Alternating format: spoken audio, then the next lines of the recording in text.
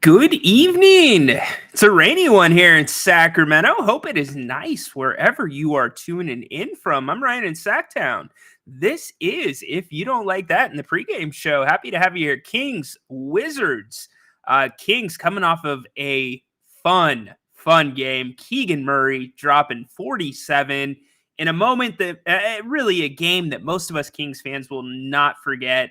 Very similar to that Clay Murray quarter, or Clay Thompson, Clay Murray, mixing players up there. Clay Thompson quarter back in Golden State. But enough about that one. Keegan, again, sits atop the Kings leaderboard, 4 3-pointers made. And on top of that, big news, Darren Fox in the lineup tonight for the Kings with no minutes restriction. So we will get to that and much more. Lots to talk about the visiting Washington Wizards coming into Sacramento tonight. Ryan in Sacktown. This is the pregame show on If You Don't Like That. 3, 2, 1, go. Sacramento miscue. Carter. Stolen by Williams. And look at this. Oh, you don't like that. You don't like NBA basketball. Fox. Goodbye. Oh, if you don't like that, you don't like NBA basketball. The exclamation point from Darren Fox. Oh, if you don't like that, you don't like NBA basketball. Boy, that's an ESPN highlight right there. Whoa. Carlson comes in. How about this? Holy moly, Jim Bob Foley. That is a major league smush. Welcome in. Appreciate y'all tuning into the pregame show here on If You Don't Like That. I am Ryan in Sacktown. Kings, Wizards. Tonight, Kings continue the homestand 2-0 so far on the homestand thus far. Looking to get 3 in their back pocket, with the homestand getting significantly tougher as the week goes along. You got Boston, then you've got Phoenix, and then don't forget about Minnesota on a back-to-back after Phoenix.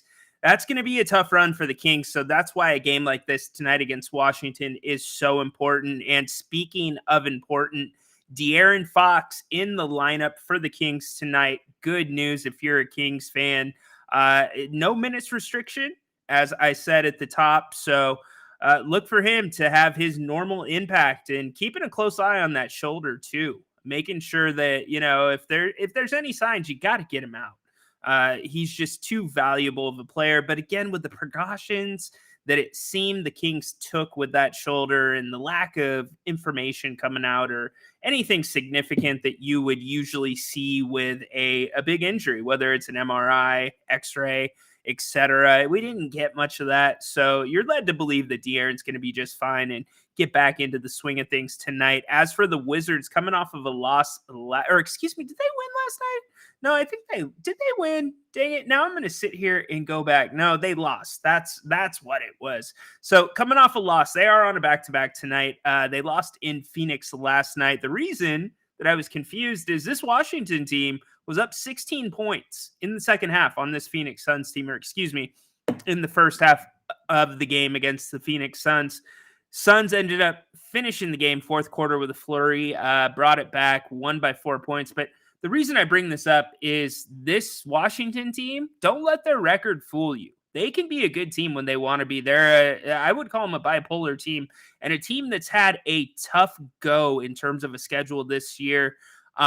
It starts the season 16 games. Tonight will be 16 games on the road for them. And when I say bipolar, I bring that up because they've lost 11 games by double digits. Think about that for a second. And the Kings, they're right around there too. I think they've got 6 or 7 games where they've lost by double digits. But what I'm saying is it depends. The Kings are going to set the tone for what type of Washington team that you're going to get. And the reason I brought up the double-digit losses so far this year, 11 of them for Washington, is the simple fact that this team's on a back-to-back. You are a far superior team to the team that's coming in here now. Washington, individually, they can be very talented. Kyle Kuzma, a name that we've heard a lot about, especially the past offseason, and him coming to the Kings, a lot of interest. He sticks it out in Washington.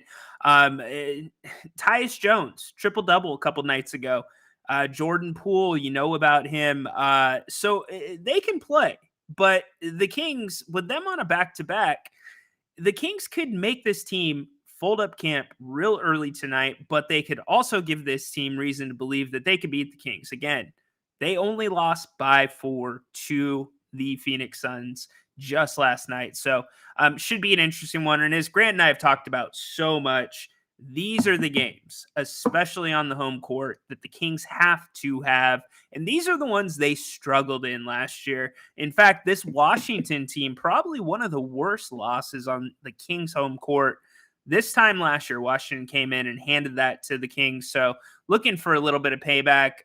As always, we're starting the stream off with Sports Freak. What is up? Kings are playing a 4-win depleted Wizards team that's on a second night of a back-to-back. Covered it. Cross-country trip, 16 games on the road so far this season. Should be a win by double digits. No excuses. Should be. Absolutely. Again, it's going to be dictated by the Kings and what they decide to do out of the gate. If we get those aggressive Kings, if we get the Kings where the 3 ball is falling, then that's going to make a huge difference right off the bat. Because the Washington team that's coming in, they don't shoot the 3 ball particularly well, but they score the ball well. They score about 116 points a game. So that's only 3 or so less than what the Kings are doing, 3 and some change. So again, you don't want to take these guys lightly, but this is a game, as Sports Freak said, the Kings should roll in theory, especially with the back-to-back. So I would really, really not like to be here at halftime with you. Well, I want to be here at halftime with you guys and Jerry Reynolds and Grant, but I don't want to be talking about, 3 starters that have put no numbers on the board in the first half. I don't want to talk about effort, as I'm sure none of you do either. So I think positive vibes going into this one. There's so many things across the board you look at. Offensive rebounding, the Washington Wizards 30th in the league in offensive rebounding. The Kings 7th in the Western Conference right now in offensive rebounding. And that's been a big part of their game, getting second chances so far this season on that end. So that needs to continue tonight. Everything that is a weakness for the Wizards, the Kings need to exploit. They have everything they need to exploit that. What is up? Darren and Devin joining the show for the first time. Lids, how you doing? Appreciate you being here. We had to block somebody the other day, so my blocks are coming up here. Should be an easy win. Yes, indeed. What's up, Baki? Checking in from overseas. Hi to Katie Christensen. Interesting. You might have to come to Sacramento to do that, or shoot her a little line on Twitter. Let's get to see you. As I said, Carf, what's up, man? Rainy day, and I expect the Kings to rain down 3s tonight for an easy victory. Yes, indeed. That's the big part that's different about this Kings game. When they start hitting 3-pointers, they go on runs, and that's why tonight those runs are so important, especially if the Kings can close out the first half very strongly, third quarter come out strong. If they have any type of lead at that point, this team will fold up and go home. They are tired. There's no way that they can't be tired. Not to mention, Washington's rolling in here fairly depleted as well. Johnny Davis, calf injury, not playing. Danilo Gallinari, rest day for him. Landry Shamet, he's out with a rib injury. And then DeLon Wright, he's out with a knee. So all those guys are out for Washington, which makes a good formula for the Kings. But again, the Kings have to be the team that they sit right now. They have to be that team that's playing so well on their home court right now. That is the dominant team in this game. They're favored by double digits. That should tell you something right there. And with the return of De'Aaron Fox and Keegan coming off of a massive game, it's got to be good vibes for the Kings all the way. Will Fox be available? Yes, he is. Fox is ready for tonight. Lid's getting back in. Kings need to keep Poole and Kuzma under control, and we're good. You're going to need a little bit more than that. That Tyus Jones guy I was talking about, penetration from this team. You cannot, from this Wizards team, the Kings have to focus on stopping the ball up top. And I would even go as far as to throw some pressure in there, pick them up full court. Make Poole feel like that star that he was supposed to be in Golden State. Guard him like that. And you don't flinch at the pump fakes with certain guys. Kyle Kuzma, you need to respect his jump shot, but he can just as easily blow by you. So that's why the defensive end, like your Keon Ellis's tonight, those guys, they've got to bring it, which I have no doubt they will. Keon's brought it every night since he's been in the rotation. Now, granted, he got ejected last game, which I am not a fan of personally. I think Fox, he's chirping a little bit too much. I get it. There's that line where you are the guy, you're the leader on your team. You go to the refs on behalf of your teammates, but Fox, it's a little bit beyond that right now. And it's not, I'm making a bigger deal out of it than it really is. But coming off of what we've seen sometimes with Kings players and how it can be contagious, one of them starts going and then the rest will kind of say it's okay. We can talk to the refs. We see Foxy doing it because you see Mike Brown. Mike Brown's very strategic when he approaches the refs. I would argue he approaches his players as much as he approaches the referees during the games. So I want to see the Kings take a page out of their coach's book there and try not to chirp as much tonight, because those are the little things that will give the advantage to the team that's tired, like your Wizards that are rolling into Sacramento tonight, second night of a back-to-back, loss to Phoenix last night. Again, they have lost 11 games. I go back to this by double digits. So if the Kings can get out to that big lead, which many people so far tonight talking about the 3-ball being the factor there, could be a huge thing for them. So we will keep you posted if we hear anything more. Look at Rich checking in from New Zealand, chilling on our balcony on a Viking cruise ship, getting ready for another day. Yes, sir. Sporting your Fox jersey. I love it. Yeah, enjoy it, brother. I am sure it is beautiful. Hope you guys are having a great trip. Leaving tomorrow. All right.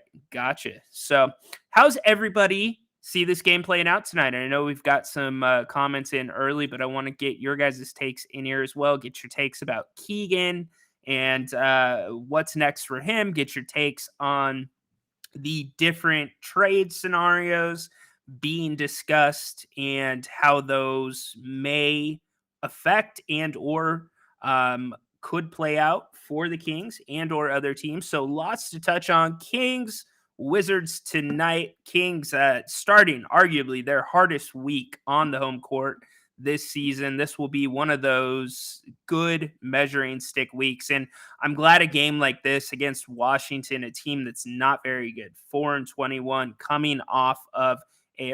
coming into the second night of a back-to-back. I want to see a team like that mixed in with those good teams. The Kings need to be able to switch gears and be able to play up and play down or I shouldn't say play up and not play down to the level of their competition. So Carf getting back in. Kings are favored to win by over 13. Is that the biggest difference? I think that's right up there with one of the bigger spreads of the year. Yeah, some of the places you look, it's up to 14.5. So too many points for me. I don't bet on games, but I do know double digits. That is tough, especially with a team like the Kings that relies so heavily on the 3-ball like they do. But if you're a Kings fan, nothing but positives coming into this game. De'Aaron Fox returning for the Kings. Again, a injury-depleted Washington Wizards rolling into Sacramento tonight. A tired Washington Wizards coming off a loss last night in Phoenix in a game, though, that Washington was up 16 points in the first half. So got to take this team serious, as we always say. But all of the advantages for the Kings are there. The assists advantage. The Kings get to say how this game's going to be played unless they come out lackadaisical. And at that point, Washington, which will not mind getting up and down the court with the Kings. Again, Washington's the worst defensive team in the league, 30th in the league in points allowed to their opponents. But they're right up there in scoring. They're scoring 116 a game. So this could easily be a shootout, just as easy as it could double that spread. It could be a 25, 30-point game. So we'll see. As Jerry Reynolds say, that's why they play the games. appreciate all of you tuning in. And, I got to get in my favorite place, Bennett's West Side Grill in the Blue Oaks Town Center. That is the newest Bennett's location. You hear us talking about Bennett's all the time, but if you have not gone out to Bennett's and had a prime cut of steak or just one of their wonderful seafood offerings, you have got to go give it a try. They also have a location in Roseville and a location off of Howe and Arden, if that is easier for you. But go check out Bennett's for all of their different specials. And I'm telling you, this place, the food, the ambiance, the service, portion size, you cannot beat it. That's why we talk about it so much. But check out their specials as well.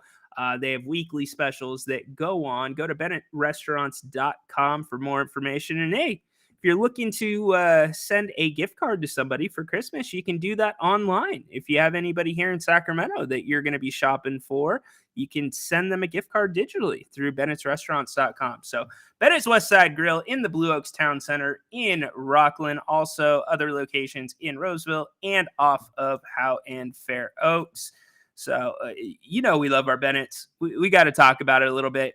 And let's run this down really quick. So, halftime, Jerry Reynolds had the night off the other night. He'll be here tonight with Grant. And then post-game, if you don't like that, Grant and I will be wrapping things up. So, loving all the comments. Ryan, last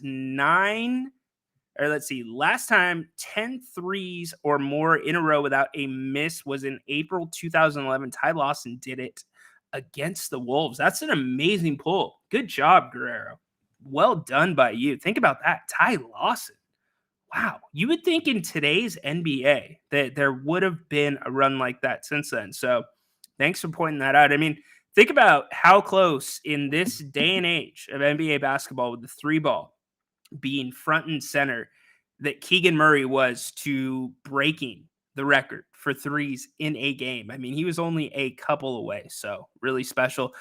Lids, Zack LaVine to the Kings. There's been some chatter about that. The Kings like his game.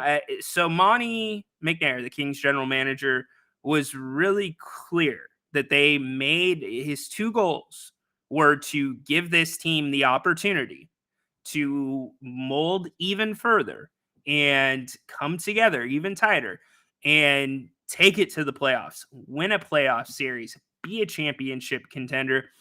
But the second thing that he also did was leave in that area to play, leave in area and the ability and the latitude to make a move if they needed to.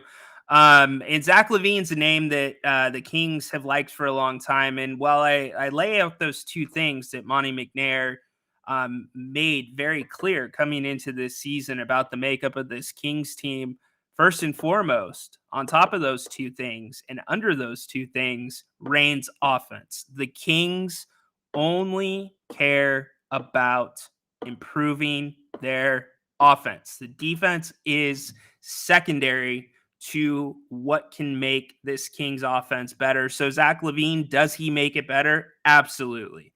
Zack LaVine, does he have a lot of time and money left on his deal? Yes, he does. So you get those reassurances that he will be here. Does Zack LaVine get injured a lot? Yes, a ton. And so that's the other concern. So, yeah, he's being talked about. We know the other name, and Neil chimes in here with that. Raptors want Keegan for either Siakam or OG. I'd pass up on that trade. I would like to see, Softy, Herter, and Barnes. So you're getting on them again. Davion traded for Pascal, though, plus – come on, 3 second rounders. Neil, I love your contributions, but Neil, we can't just send the leftovers. And I need to tread carefully here. I'm not calling Kevin Huerter, Davion Mitchell, and Harrison Barnes leftovers. But if you asked many Kings fans right now, which guys do you want to get off this roster? Those are the three names. They are the least desirable names to Sacramento Kings fans, and probably not very, very desirable as a unit to another team. So I don't think you're going to get rid of your quote unquote leftovers. And I know you didn't say that. I'm saying that, but you're not getting rid of your leftovers and trading those in for a Bennett's New York steak. It's not happening. And then you throw in the second rounders. It would take Keegan Murray for a deal like that to happen. And will the Kings, I mean, does Keegan's big night 47 change whether or not the Kings would trade him? No, I don't think it does. I think we all knew Keegan Murray had that in him.